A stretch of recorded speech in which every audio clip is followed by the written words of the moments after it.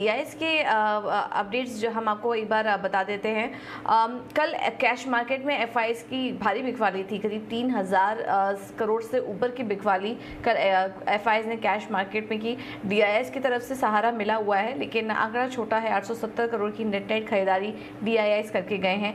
Index future में अगर देखेंगे तो यहाँ पर भी बिकवाली का ही आंकड़ा दिखाई दे रहा है एफआईएस का 1528 करोड़ का, और इंडेक्स ऑप्शन में भी 121 करोड़ के आसपास की बिकवाली एफआईएस कल करके गए हैं। तो डीआईएस की तरफ से तो खरीदारी दिखाई दे रही है, लेकिन एफआईएस इस वक्त बेच के चल रहे हैं और कैश मार्केट में कल एक बड़ी सेलिंग यहाँ पर देखने को मिली है संस्थागत एफआईएस की तरफ से। तो ये तो थे कुछ संस्थागत निवेशकों के आंकड़े, लेकिन इस वक्त जो क्यूज मिल रहे हैं उन्हें समझ लेते हैं और रणनीति शेयर करने के लिए हमारे साथ इस वक्त नीतिलेश पावस्कर जी जुड़ चुके हैं। Nitilesh, good morning, thank you so much जीना स्वदेश को समय देने के लिए। जो सुबह सुबह के क्यूज मिल रहे हैं वो तो कुछ नेगेटिव ही हैं, और आज भारतीय बाजारों के लिए भी जो इम्पोर्टेंट ट्रिगर्स हैं, रिजल्ट्स आने वाले हैं, महंगाई दर यहाँ पर भी उच्चतम स्तर पर पहुँच चुकी है। तो ओवरऑल आज के लिए क्यूज कैसे देख रहे हैं आप इंडियन मार्केट्स के लिए? क्या कल की कमजोरी आगे भी जारी रह सकती है? हालांकि हमने रिकवरी ज़रूर देखी थी आखिरी कुछ घंटों में, बट क्या लग रहा है आपको निफ्टी और बैंक निफ्टी के लिए आज के लिए कौन से इम्पोर्टेंट लेवल्स होंगे? Good morning ma'am. अगर हम लोग निफ्टी की थोड़े बड़े टाइम फ्रेम के ऊपर देखेंगे तो थोड़ा सा वीकनेस हमें और देखने को मिल सकता है, लेकिन एक चीज मैं यहाँ पे कहना चाहूंगा, अगर मार्केट ऊपर ओपन होता है कुछ 50-60 पॉइंट के ऊपर अगर ओपन होता है तो वहाँ पे एक फ्रेश मंदी किया जा सकता है, लेकिन स्टॉप लॉस जो है वो 17,700 का जरूर बना के रखें, क्योंकि बड़ा वीकेंड है और पोजीशन जितना हम लोग हल्का रख सकते हैं उतना हल्का रखना है। अगर गैप से कुछ 50-60 पॉइंट ऊपर खुलता है मार्केट तो वहां पे एक इंट्राडे बेसिस के ऊपर एक हम लोग शॉर्ट पोजीशंस बना के जा सकते हैं। और बैंक निफ्टी की अगर हम लोग बात करेंगे तो कल के सत्र में एक अच्छा खासा बाउंस बैक हमें देखने को मिला था। उसमें एक्सिस बैंक, आईसीआईसीआई बैंक, इन दोनों ने अच्छा कंट्रीब्यूट किया था। उसके बाद कोटक बैंक भी। थोड़ा सा बैंकिंग मुझे थोड़ा सा कंफ्यूजिंग लग रहा है, एक दिन नीचे एक दिन ऊपर, तो मैं बैंक निफ्टी को अवॉइड करना चाहूंगा। अगर ट्रेंड के साथ में खेलना चाहूंगा तो निफ्टी में खेलना चाहूंगा। ठीक है, तो ट्रेंड में निफ्टी में अभी थोड़ी वीकनेस यहाँ पर दिखाई दे रही है। इंपॉर्टेंट सपोर्ट लेवल 17,550 हैं, ऊपर की तरफ 17,700 ये रेंज दिखाई दे रही है। ध्यान रखिए, अब गुरुवार और शुक्रवार मार्केट हॉलीडेज भी है, तो उस लिहाज से किस तरह की पोजीशन लेके जानी चाहिए इसका जरूर ध्यान रखिए। बैंक निफ्टी में फिलहाल अवॉइड करने की राय, क्योंकि काफ़ी ज़्यादा उतार चढ़ाव वहाँ पर देखने को मिल रहा है। नीतिलेश, आपसे ये भी समझना चाहेंगे आज के लिए आपकी तरफ से ट्रेडिंग आइडियाज़ कौन कौन से होंगे? जी मैम, ट्रेडिंग आइडियाज अगर हम लोग देखेंगे, मार्केट को थोड़ा सा स्टॉक स्पेसिफिक देख रहा हूँ। वोल्टास में मुझे एक अच्छा खासा मोमेंटम बाइंग साइड में देखने को मिल सकता है। तो वोल्टास जैसे ही 1360 के ऊपर निकलेगा तो हमें 1290 के स्टॉप लॉस के साथ बाइंग करना है। ऊपर में अगर हम लोग टारगेट की बात करेंगे 1325 और 1350, ये दो टारगेट हम लोग प्लान कर सकते हैं। और उसके साथ एक अच्छा काउंटर है, वो है आईओसी का। आईओसी जैसे ही 127 के ऊपर निकलता है तो 125, मतलब सिर्फ 2 रुपए के स्टॉप लॉस के साथ हमें 130 से लेके 135, ये दो टारगेट के लिए हम लोग प्ले कर सकते हैं। ओके, बहुत बहुत शुक्रिया नीतिलेश हमारे साथ जुड़ने के लिए और ये स्ट्रैटेजी भी सुझाने के लिए। तो वोल्टास होगा यहाँ पर पहला बाय कॉल, 1325-1350 के लेवल्स देखने को मिल सकते हैं। स्टॉप लॉस होगा 1290 का, लेकिन 1307 के ऊपर जाए तब यहाँ पर खरीदारी करने की राय है। आईओसी में भी 127 के ऊपर खरीदारी करने की राय आपको दी जा रही है। 130-133 के लेवल्स और स्टॉप लॉस होंगे 125 का। तो स्टॉक स्पेसिफिक रणनीति तो आज ज़्यादातर खरीदारी की ही दिखाई दे रही है। हाँ, हमें कुछ और भी जो स्ट्रैटेजीज आई हैं उसमें सौरभ सिसोदिया की तरफ से भी 2 कॉल्स आए हैं, वो भी आपको एक एक करके बता देते हैं। पहला तो उनका पीवीआर पर बाय कॉल है, स्टॉप लॉस होगा 1900 का, टारगेट रखिए 1960 का, तो यहाँ पर खरीदारी करने की ना। जो दूसरा कॉल है वो है बंधन बैंक। बंधन बैंक में हमने देखा था कि कल सेकेंड हाफ में शानदार रिकवरी निचले स्तरों से देखने को मिली थी। ये मोमेंटम आज भी बरकरार रह सकता है, इस पर ध्यान दीजिए। स्टॉप लॉस होगा 325 का, टारगेट होगा 345 का। ध्यान रखिए, बैंक निफ्टी काफ़ी ज़्यादा वॉलेटाइल इस समय चल रहा है, तो कोई भी बैंकिंग स्टॉक्स अगर खरीदे तो वहाँ पर स्टॉप लॉस ज़रूर लगाकर ट्रेड करने की राय इस वक्त आपको दी जा रही है। तो सारे ही कॉल्स में ट्रेडिंग के लिहाज से अगर देखेंगे तो खरीदारी करने की राय है। अब आगे बढ़ते हैं और कुछ और भी खबरों का रुख कर लेते हैं। और आज कैबिनेट की एक बैठक होने वाली है जिसमें कि फर्टिलाइजर्स सेक्टर फोकस में रहेगा। फर्टिलाइजर सब्सिडी को लेकर बड़ा फैसला हो सकता है। सूत्रों के हवाले से हमें खबर मिल रही है कि आज जो बैठक होगी उसमें वित्त वर्ष 2023 के लिए सब्सिडी रकम तय करने के प्रस्ताव पर चर्चा हो सकती है। इस पर और जानकारी ले लेते हैं और हमारे साथ हमारे संवाददाता प्रकाश प्रियदर्शी मौजूद हैं। प्रकाश, गुड मॉर्निंग, बताइए क्या डिटेल्स हैं आपके पास आज की कैबिनेट मीट को लेकर? देखिए, पिछले हफ्ते शुक्रवार को हमने अपने दर्शकों को ये खबर दिखाई थी कि सरकार जो है फर्टिलाइज़र के जो अलग अलग प्रोडक्ट्स हैं उस पर जो सब्सिडी का क्वांटम होता है उसमें बढ़ोतरी करने पर विचार कर रही है वित्त वर्ष 2022-23 के लिए। और जिस तरीके से ग्लोबल मार्केट में रॉ मटेरियल के जो प्राइसेस बढ़े हैं उसको कॉन्टेक्स्ट में रखते हुए ये बढ़ोतरी का विचार जो है वो किया जा रहा है। अब हमें जानकारी मिल रही है सूत्रों के हवाले से कि कल जो कैबिनेट की एक अहम बैठक होने जा रही है 11 बजे, उसमें ये एजेंडा है कैबिनेट के सामने जिसमें वित्त वर्ष 2022-23 के लिए फर्टिलाइज़र के करीब 25 ऐसे प्रोडक्ट्स हैं जिस पर जो सब्सिडी का क्वांटम है उसमें बढ़ोतरी की जाएगी। और काफ़ी भारी बढ़ोतरी का भी प्रस्ताव है। जैसा कि हमें सोर्स बता रहे हैं, कुछ ऐसे भी प्रोडक्ट्स हैं जिस पर 50% से भी ज़्यादा सब्सिडी की जो रकम है उसमें बढ़ोतरी की जा सकती है। और वो इसलिए क्योंकि ग्लोबल मार्केट में रॉ मटेरियल के जो प्राइसेस हैं वो काफ़ी बढ़ गए हैं। और ये जो सब्सिडी की रकम है ये उन प्रोडक्ट्स पर बढ़ेगी जो कि NBS कैटेगरी में आते हैं, मतलब न्यूट्रिएंट बेस्ड सब्सिडी कैटेगरी में जो प्रोडक्ट्स आते हैं, जैसे जिसमें पोटैश है, DAP है और NPK कैटेगरी के जो दूसरे फर्टिलाइजर प्रोडक्ट्स हैं उस पर ये बढ़ोतरी का प्रस्ताव है। तो जाहिर तौर पे फार्मर्स को इसका फ़ायदा तो होगा ही होगा, साथ ही साथ कंपनियां जो कि हाई प्राइसेस की वजह से कम फर्टिलाइजर प्रोडक्ट्स इंपोर्ट कर रही हैं, सब्सिडी की रकम में बढ़ोतरी के बाद वो ज़्यादा से ज़्यादा फर्टिलाइजर प्रोडक्ट्स की इंपोर्ट जो है वो कर पाएंगी। ओके, तो फर्टिलाइजर सब्सिडी को लेकर एक बड़ा फैसला हो सकता है। तो फर्टिलाइजर कंपनियों में हम देख भी रहे हैं लगातार पिछले कुछ समय से एक अच्छी रैली दिख रही है। आज भी ये कंपनियां फोकस में रह सकती हैं। अब आगे बढ़ते हैं और कुछ नतीजों पर भी फोकस कर लेते हैं। और TCS के बाद अब आज इन्फोसिस के नंबर्स भी आने वाले हैं। क्या अनुमान है इन्फोसिस के नतीजों से, ये भी समझ लेते हैं। और शरद हमारे साथ जुड़ चुके हैं पूरी डिटेल्स के साथ। शरद, गुड मॉर्निंग, बताइए इन्फोसिस के नतीजे कैसे रह सकते हैं? गुड मॉर्निंग पूजा। तो इन्फोसिस के जो है ओवरऑल मिले जुले नतीजे देखे जा सकते हैं चौथे तिमाही के लिए। अब याद है कि TCS में भी जो है थोड़ी मार्जिन्स में इम्पैक्ट पड़ी थी। अब देखा जाए तो डॉलर रेवेन्यू में लगभग 2.6% का ग्रोथ का अनुमान है। और अगर EBIT के बारे में बात करें तो वो सपाट लगभग 7,522 करोड़ में आएंगे। हालांकि मार्जिन्स में जो है दबाव देखने मिलेगा। और यहाँ पे मैं देख सकता हूँ लगभग आप कह सकते हैं कि आप 600 बेसिस पॉइंट्स का जो है दबाव देखने मिल सकता है। ऑलमोस्ट 22.9% इस तिमाही में जो है मार्जिन्स का एक्सपेक्टेशन है। और पैट भी जो है ऑलमोस्ट सपाट रहने वाले हैं।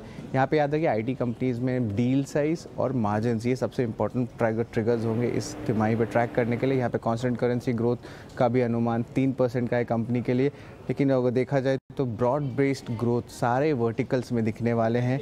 लेकिन हाँ, याद रखिए मार्जिन्स कॉन्ट्रैक्ट होगी क्योंकि वेज हाइक्स हुए हैं, फिर सप्लाई साइड हाइक्स की जो कॉस्ट है उसमें भी बढ़ोतरी हुई है। तो ये दो इंपॉर्टेंट पोर्शंस रहेंगे। हालांकि एक इंपॉर्टेंट बात है कि जो बड़े डील है, लार्ज डील साइज़, वो उनके अनाउंसमेंट जो है कम हो सकते हैं, म्यूटेड हो सकते हैं आगे जाते हुए। और अगर इसके डील साइज़ के आंकड़ों की बात करें तो 2.5 से लेकर $3 बिलियन तक जो है डील साइज़ का अनुमान है। लेकिन इम्पॉर्टेंट बात रहेगी क्या फैक्टर्स होंगे आगे जाते हुए, स्पेशली एट्रिशन के ऊपर, क्योंकि एट्रिशन लेवल्स IT सेक्टर में हाई चल रहा है। उसके अलावा margin performance, deal win momentum और किस तरह जो है इन्फ्लेशन के कारण जो है क्या वो पास थ्रू करेंगे कस्टमर्स को, उनके क्या परचेजिंग पावर ट्रेंड्स रहने वाले हैं और वित्त साल 2023 का क्या ओवरऑल आउटलुक रहेगा। एक और चीज़ मैं बता दूं कि जो गाइडेंस एक्सपेक्टेशन है वित्त साल 2023 की, यहाँ पे जो है अनुमान लगा के चल रहे कि 12 से लेकर 14% ईयर ऑन ईयर बेसिस पे कांस्टेंट करेंसी ग्रोथ में इजाफा हो सकता है। और जो मार्जिन गाइडेंस है वो लगभग 21 से लेकर 23% का बैंड में रहने का अनुमान है।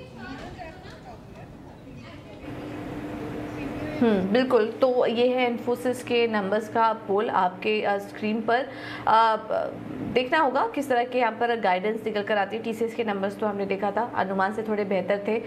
इन्फोसिस के फ्रंट पर किस तरह के नंबर्स आएंगे इस पर हमारी नजर रहेगी। बाजार बंद होने के बाद हमारा अनुमान है कि इन्फोसिस अपने नतीजे घोषित कर सकता है। इसके अलावा शरद, ये भी बताइए कि कल मार्केट बंद होने के बाद कौन सी अहम खबरें और रिजल्ट आए?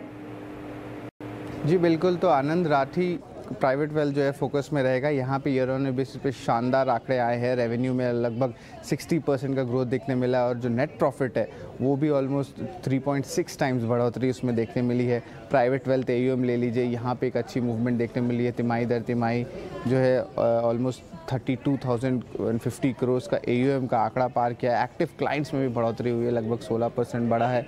तो एक टाइप से कह सकते हैं एक स्ट्रॉन्ग सेट ऑफ नंबर्स जो है आनंद राठी ने लाया है। अब जो है ज़रूर बात करेंगे आपके जो इंडियन फर्टिलाइज़र स्टॉक्स है, RCF, फैक्ट, NFL, जहाँ पे गवर्नमेंट का स्टेक है। यहाँ पे जो है प्रकाश आगे कह रहे थे कि कैबिनेट में जो है फर्टिलाइज़र प्रोडक्ट्स के दाम बढ़ा सकते हैं और आज मीटिंग है 11 बजे, तो उस पर भी ज़रूर फोकस रखेंगे। और हाँ, रिसेंट रैली भी आपको देखने मिली थी फर्टिलाइज़र स्टॉक्स में।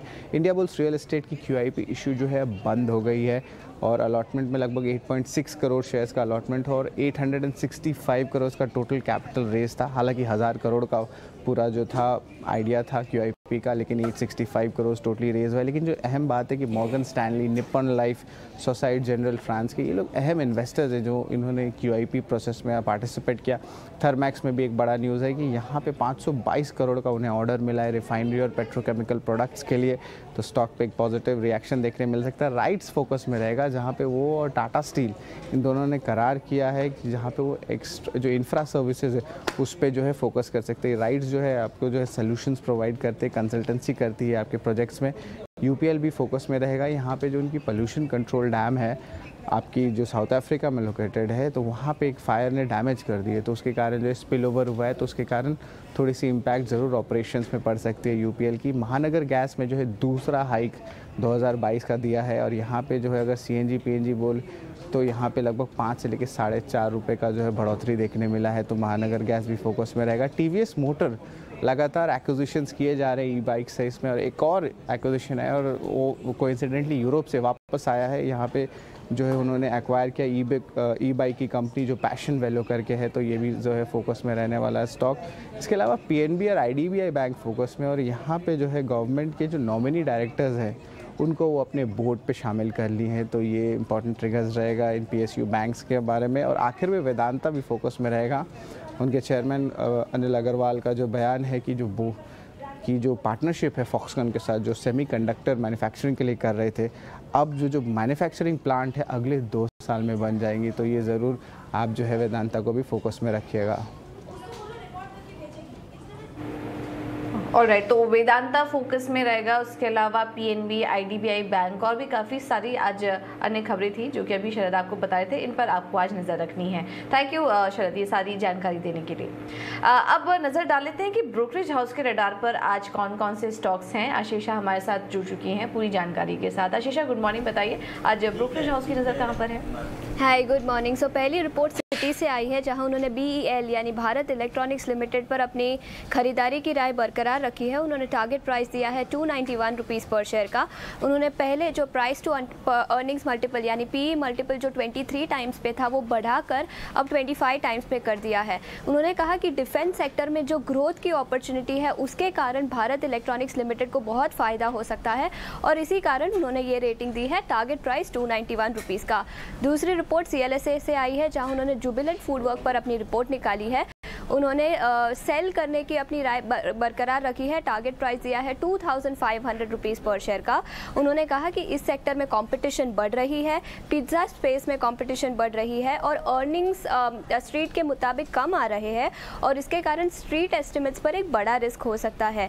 थर्ड रिपोर्ट अंबुजा सीमेंट पे आई है जहां CLSA ने बाय रेटिंग बरकरार रखी है। टारगेट प्राइस दिया है 385 रुपीज़ पर शेयर का। उन्होंने कहा कि कैपेसिटी एक्सपेंशन, कॉस्ट सेविंग्स और सस्टेनेबिलिटी के कारण ये कंपनी को अच्छा फायदा हो सकता है। ग्रोथ प्रोस्पेक्ट्स इस स्पेस में पिकअप कर रहे हैं। रिलेंटलेस फोकस कंपनी का कॉस्ट और रिटर्न रेशियोज पे है और इसी कारण उन्होंने टारगेट प्राइस दिया है 385 रुपीज़ पर शेयर का।